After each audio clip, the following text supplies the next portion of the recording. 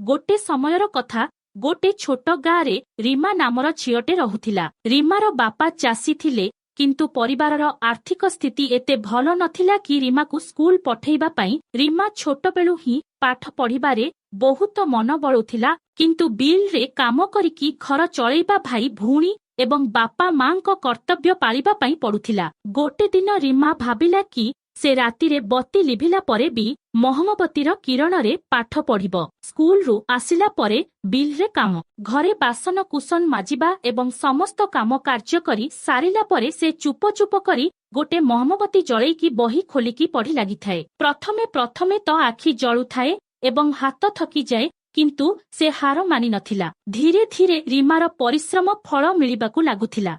गाँरे प्राथमिक विद्यालयर परीक्षारे से पूरा ब्लॉक रे प्रथम स्थान प्राप्त कला। तार सफलतार खबर शुणिकरी गाँ बासिंदा समस्ते आश्चर्य हेइगले। समस्ते मिलिमिश रीमार आगकू पाठ पढ़ार खर्च बहन करिबे बोली कहिले। रीमार परिश्रम एवं इच्छा शक्ति रे ना केवल तार स्वप्न पूरण कला बदଳରେ गाँर अलगा पिला ताठू प्रेरणा पाइथिले। से उच्च शिक्षा प्राप्त करी पुणी गाँ को फेरिछि गोटे छोट पाठागार खोलिला, जोठी सबु पिला बिना पैसा रे पाठ पढ़ी पारिले।